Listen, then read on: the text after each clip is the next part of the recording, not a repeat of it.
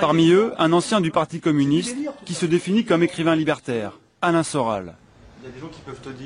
Son ami Dieudonné a été censuré, nous dit-il, car les médias seraient manipulés par les partisans d'Israël. On cherche, à obtenir de la part des gens qui sont dans les médias un soutien inconditionnel à Israël. Donc je veux dire que la formation qualifiante pour exister dans les médias aujourd'hui, c'est d'être sioniste. Si tu es anti-sioniste, si tu es judéo-critique ou quoi que ce soit, tu dégages. C'est clair, le ménage est fait, hein, c'est clair. Hein. Je veux dire, si tu veux vérifier par ailleurs, d'ailleurs tout le monde le sait, hein, je veux dire, les mecs, c'est pour ça qu'ils bougent pas sur le sujet, parce qu'ils disent comment je vais manger demain, tu vois. C'est comme ça que distribuent les boulots, tu vois. On va voir comment ça sort.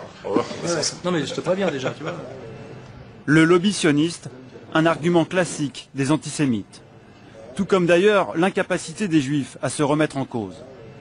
Quand avec un Français juif sioniste, tu commences à dire il y a peut-être des problèmes qui viennent de chez vous, vous avez peut-être fait quelques erreurs, c'est pas systématiquement la faute de l'autre totalement si personne peut vous blairer et partout où vous mettez les pieds, parce qu'en gros c'est à peu près ça leur histoire, tu vois. Ça fait quand même 2500 ans que chaque fois qu'ils mettent les pieds quelque part, au bout de 50 ans ils se font dérouiller, tu vois, donc faut se dire c'est bizarre, c'est que tout le monde a toujours tort sauf eux, le mec il se met à aboyer, à hurler, à devenir dingue, tu vois, et tu peux pas dialoguer, c'est-à-dire que je pense qu'il y a une psychopathologie, tu vois, du judaïsme sionisme qui confine à la maladie mentale.